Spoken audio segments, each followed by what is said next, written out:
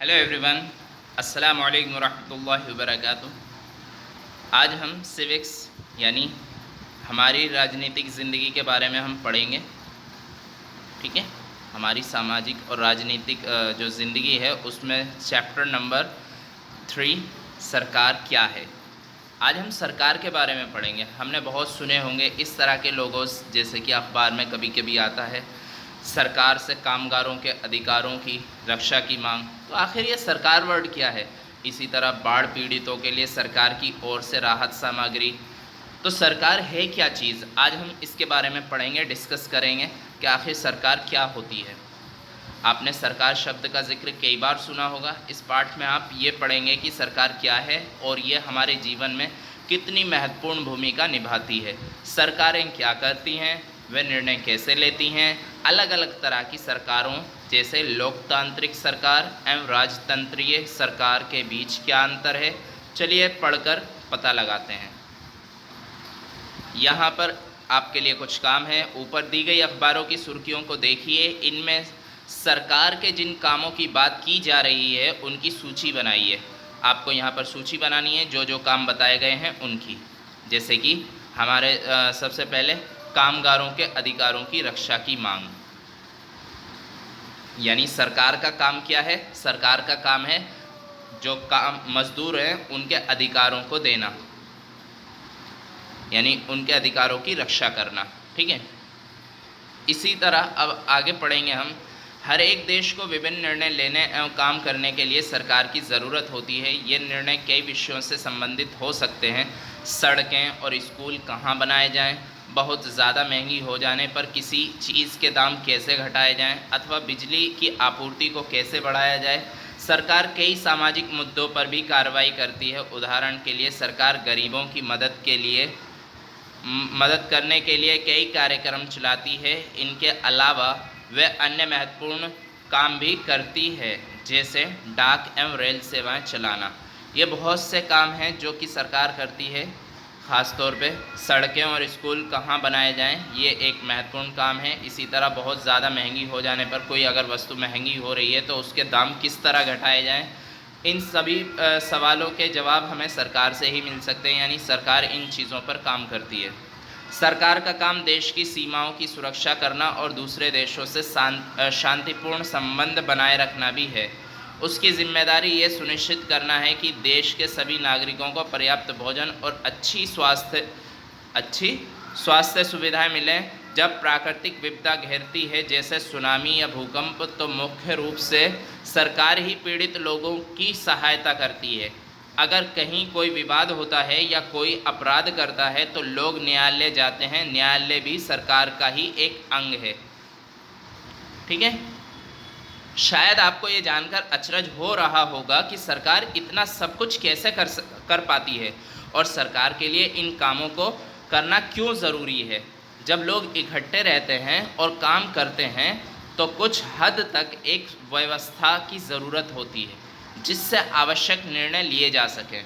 कुछ नियमों की ज़रूरत होती है जो सब पर लागू हों। उदाहरण के लिए संसाधनों के नियंत्रण और देश की सीमा की सुरक्षा की ज़रूरत होती है ताकि लोग सुरक्षित महसूस कर सकें। लोगों के लिए सरकार कई तरह के काम करती है। वह नियम बनाती है, निर्णय लेती है और अपनी सीमा में रहने वाले लोगों पर उन्हें लागू करती है। यानी जिस तरह से अभी आपने सुना होगा कुछ वक्त पहले ही गवर्नमेंट ने क्या किया था, चालान जो है वो ज़्यादा कर दिए थे। यानी ज़्यादा से मुराद उनकी जो कीमत थी, पहले 100 रुपये का अगर चालान होता था तो फिर 500, 1000, 2000, 5000 इस तरह के चालानों की जो कीमत थी उनकी बढ़ा दी। और किस लिए की, ताकि उससे जो है चालान यानी रोड व्यवस्था जो है सुधर सके। इसलिए जो है गवर्नमेंट ने ऐसा फैसला लिया। आगे है सरकार के स्तर। अब सरकार के स्तर जो होते हैं, स्तर यानी लेवल, क्या क्या लेवल होते हैं। अब आपको पता है कि सरकार कितनी सारी अलग अलग चीज़ों के लिए जिम्मेदार है। तो क्या आप सोच सकती हैं कि सरकार ये सारे इंतज़ाम कैसे करती होगी। दरअसल सरकार अलग अलग स्तरों पर काम करती है। अब वो स्तर कौन कौन से हैं, अलग अलग स्तर। पहला स्थानीय स्तर, दूसरा राज्य स्तर, तीसरा एवं राष्ट्रीय स्तर। ठीक है। स्थानीय स्तर का मतलब आपके गांव, शहर या मोहल्ले से है। राज्य स्तर का मतलब है जो पूरे राज्य को ध्यान में रखे, जैसे हरियाणा या असम की सरकार पूरे राज्य में काम करती हैं। मानचित्र को देखें, राष्ट्रीय स्तर की सरकार का संबंध पूरे देश से होता है। इस किताब में आप आगे चलकर पढ़ेंगे कि स्थानीय सरकार कैसे काम करती है, और आगे की कक्षाओं में राज्य एवं राष्ट्रीय स्तर पर सरकार के कामों के बारे में जानेंगे। सरकार के कामों के बारे में हम आगे जानेंगे, लेकिन अभी हम ये जानेंगे कि सरकार, देखिए फॉर एग्ज़ाम्पल हमारा इलाका है, मान लीजिए गोंडा है। गोंडा क्या है? एक हमारा इलाका है, तो इसमें जो है ये स्थानीय सरकार कहलाएगी, जैसे कि निगम पार्षद हुए और इस तरह के लोग जो है ये स्थानीय सरकार है। और अगर हम कहें भाई दिल्ली में जो सरकार है यानी केजरीवाल की जो सरकार है वो क्या है? हमारी राज्य सरकार है, यानी राज्य स्तर है। और अगर हम कहें भाई जो सेंट्रल गवर्नमेंट है, यानी जो पूरे इंडिया पर जिसका ऑर्डर चलता है, वो क्या है? वो हमारी, जैसे कि नरेंद्र मोदी की सरकार है, वो बीजेपी, उसे सेंट्रल गवर्नमेंट कहते हैं। सेंट्रल गवर्नमेंट यानी केंद्र सरकार। ठीक है। अभी हम यहाँ समझेंगे किसकी कहाँ तक वैल्यू है। यानी मान लीजिए जम्मू कश्मीर है, ठीक है। अभी तो ये नक्शा थोड़ा सा चेंज हो चुका है यहाँ पर, बट अभी हम ऐसे ही समझेंगे। मान लीजिए ये हिमाचल प्रदेश है, ये एक राज्य है, तो राज्य सरकार जो होगी उसका अधिकार सिर्फ अपने राज्य तक ही सीमित रहेगा। ठीक है। यानी जो भी वो कुछ करेगी वो इस राज्य के अंदर रहेगा। ठीक है। इसी तरह स्थानीय जो सरकार होगी, स्थानीय यानी लोकल, तो वो अपने इलाके में ही सीमित रहेगी। इसी तरह जब हम पूरे देश की बात करेंगे तो वो क्या होगी? राष्ट्रीय स्तर पर बात कर रहे हैं, यानी कि पूरे इंडिया पर केंद्र सरकार की हुकूमत होती है। ठीक है। चलिए आगे बढ़ते हैं। सामाजिक एवं राजनीतिक जीवन में हम पढ़ रहे हैं चैप्टर नंबर 3, और इसमें प्रशासनिक प्रभाग 2011 के अकॉर्डिंग है ये सब कुछ। अब हम कितना ही ज़्यादा जूम कर लें, इसको हम नहीं देख पाएंगे। किताब में भी लगभग आपका ऐसा ही होगा। चलिए अभी हम देखते हैं आगे। ये इलाकों को दिखाया गया, कौन सा शहर, कौन सी जगह है। ठीक है। और सरकार एवं कानून। सरकार कानून बनाती है और देश में रहने वाले सभी लोगों को वे कानून मानने होते हैं। केवल यही वो तरीका है जिससे सरकार काम कर सकती है। सरकार के पास जैसे कानून बनाने की ताकत होती है, वैसे ही ये ताकत भी होती है कि लोगों को कानून मानने के लिए बाध्य करे। उदाहरण के लिए एक कानून है कि गाड़ी चलाने वाले के पास लाइसेंस होना चाहिए। अगर कोई लाइसेंस के बिना गाड़ी चलाते हुए पकड़ा जाए तो उसे जेल की सज़ा काटनी पड़ती है या जुर्माना भरना पड़ता है। ठीक है। तो ये क्या है? कानून है। अगर आप कानून तोड़ेंगे तो आपको सज़ा मिलेगी, और सज़ा कैसी हो सकती है? या तो आपको जुर्माना भरना पड़ेगा या फिर आपको जेल जाना पड़ेगा। दो ही कंडीशन है। अगर आपके पास पैसे नहीं हैं चालान भरने के लिए तो आपको जेल में जाना पड़ेगा। ठीक है। किसी दूसरे कानून को लेकर ये विचार कीजिए कि लोगों के लिए उसे मानना क्यों ज़रूरी है। अच्छा चलिए, ये तो बात इसकी हो गई। मान लीजिए कोई और कानून लीजिए, जैसे कि अभी जो गवर्नमेंट का कानून चल रहा है कि भाई अगर किसी ने बगैर मास्क के रोड पर निकला, कोई अगर बगैर मास्क के रोड पर निकला तो उसको जुर्माना देना पड़ेगा। बगैर मास्क के निकलना जो है मना है। आप मास्क लगाइए, सैनिटाइज़र कीजिए अपने हाथों को और अपने आप को, यानी साफ़ सफाई के साथ रहने के लिए गवर्नमेंट कह रही है। अगर आप ऐसा नहीं करते हैं और पकड़े जाते हैं तो आपके लिए जुर्माना है। अगर आप जुर्माना नहीं देते हैं तो आपके लिए जेल है। ठीक है। तो आप अब देखिए, अगर आप ऐसा नहीं करते हैं, अब किसी दूसरे कानून को लेकर ये विचार कीजिए कि लोगों के लिए उसे मानना क्यों ज़रूरी है। अब हम बताने जा रहे हैं कि क्यों ज़रूरी है। भाई अगर आप नहीं करेंगे ऐसा तो बीमारी जो है फैलती चली जाएगी। गवर्नमेंट ने नियम बनाया है कि भाई मास्क लगाइए, तो आपको मास्क लगाना पड़ेगा। तो इस तरह के जो भी कानून बनाती है गवर्नमेंट, तो हमें उसे फॉलो भी करना पड़ता है और उसमें हमारा बेनिफिट भी होता है। ठीक है, आगे बढ़ते हैं। सरकार जो कार्रवाई कर सकती है, उसके अलावा अगर लोगों को लगे कि किसी कानून का ढंग से पालन नहीं हो रहा है, तो वे भी कुछ कदम उठा सकते हैं। उदाहरण के लिए अगर किसी व्यक्ति को ये लगे कि उसको उसके धर्म या उसकी जाति के कारण किसी नौकरी में नहीं लिया गया, तो वो न्यायालय जा सकती है और ये दावा कर सकती है कि कानून का पालन नहीं हो रहा है। तब न्यायालय आदेश देगा कि क्या कदम उठाने की ज़रूरत है। यानी कभी कभी क्या होता है कि धार्मिक आधार पर हमें जो है भेदभाव का सामना करना पड़ता है, तो फिर न्यायालय जो है क्या देगा, आदेश देगा कि क्या कदम उठाने की ज़रूरत है। और आदेश किसको देगा, सरकार को। ठीक है, सरकार के प्रकार, सरकार को निर्णय लेने और कानून को पालन करवाने यानी उन्हें बाध्य बनाने की कोशिश कौन देता है।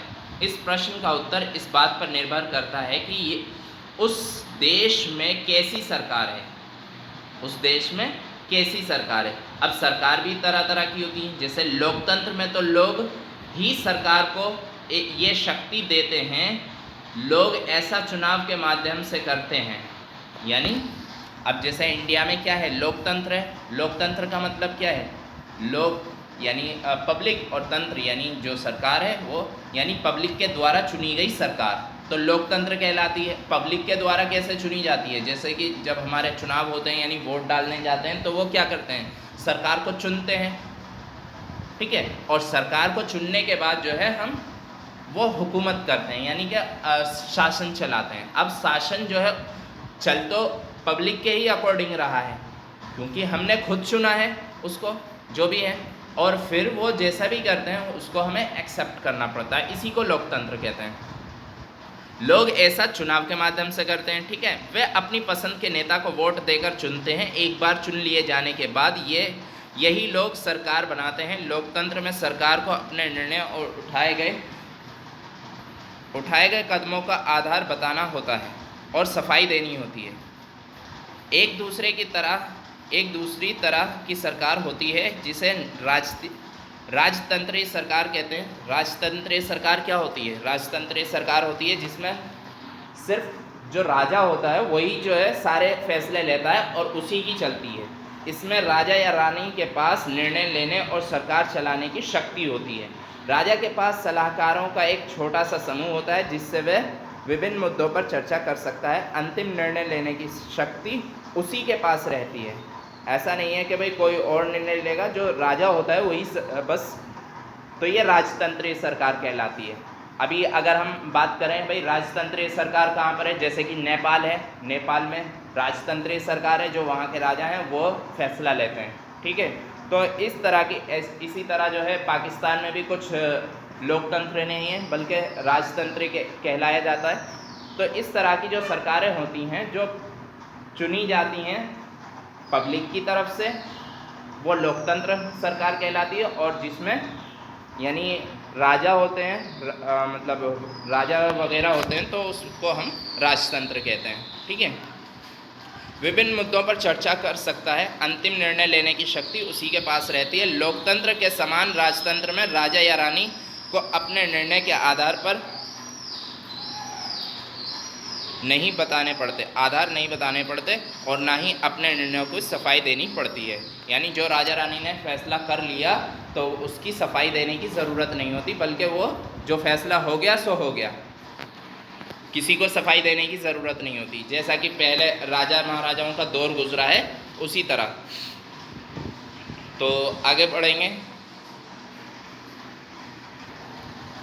लोकतांत्रिक सरकार, भारत एक लोकतंत्र है। इस लोकतांत्रिक व्यवस्था को पाने के लिए हमने लंबी लड़ाई लड़ी है। संसार में और भी कई देश हैं जहां लोगों ने लोकतंत्र लाने के लिए संघर्ष किए हैं। ऊपर बताया जा चुका है कि लोकतंत्र की मुख्य बातें ये हैं कि लोगों के पास अपने नेता को चुनने की शक्ति होती है, इसलिए एक अर्थ में लोकतंत्र लोगों का ही शासन होता है।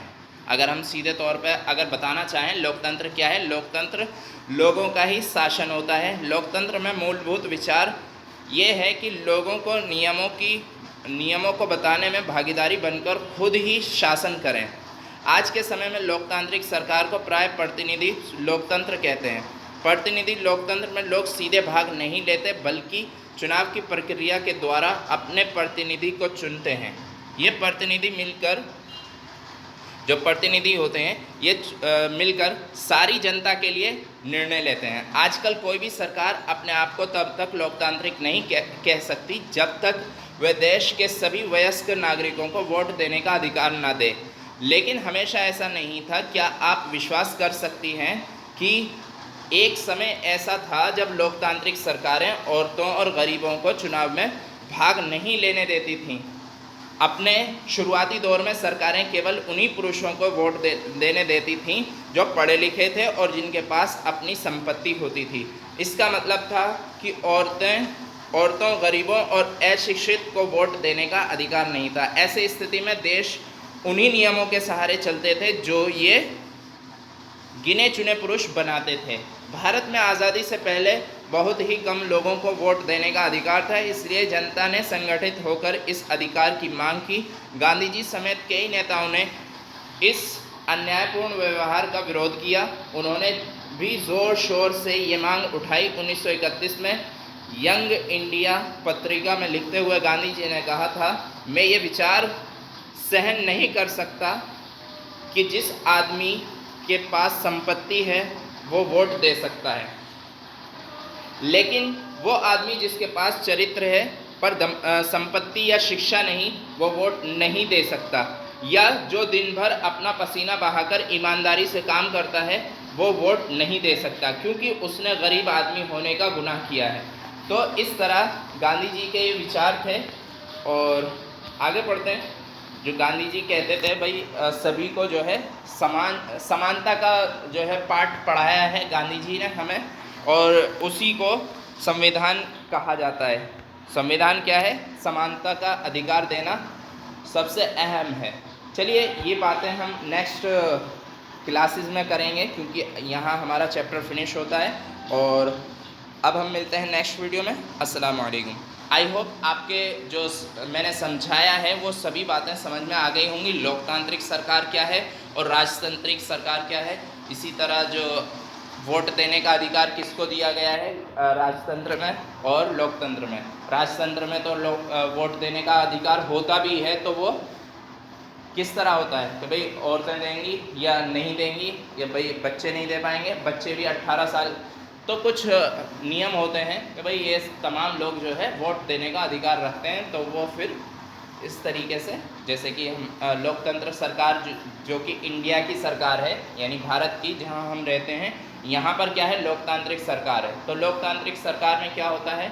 18 साल से बड़े जितने भी लोग हैं, वो भले ही बच्चे दिखते हों या कैसे भी हों, अगर एज 18 साल है तो वो वोट दे सकते हैं। आई होप आपकी बात समझ में आ गई होगी। चलिए मिलते हैं नेक्स्ट वीडियो में। अस्सलाम वालेकुम।